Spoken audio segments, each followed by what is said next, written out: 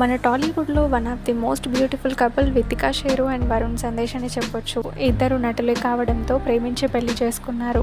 ఇక ఈ జంట ఈ మధ్య తమ కెరీర్లో చాలా బిజీగా మారిపోయారు. వరుణ్ సందేశ్ కొంచెం గ్యాప్ తర్వాత బ్యాక్ టు బ్యాక్ సినిమాలతో అలరిస్తుంటే, వితికా షేరు ఇన్ఫ్లుయెన్సర్గా తన సత్తా చాటుకుంటున్నారు.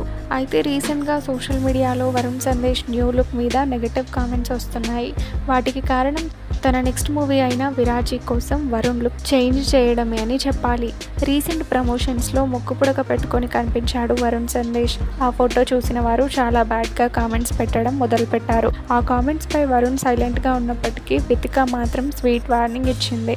అందరికీ ఒక ముఖ్య గమనిక, వరుణ్ సందేశ్ ఈ లుక్ ఏదైతే ఉందో అది తను చేసే విరాజ్ మూవీలోది. లేనిపోని కామెంట్స్ చేసే ముందు కొంచెం ఆలోచించండి. ట్రోల్స్, నెగటివ్ కామెంట్స్కి ఒక హద్దు ఉంటుంది, అది దాటితే ఊరుకోను అంటూ పోస్ట్ చేసింది వితికా షేరు.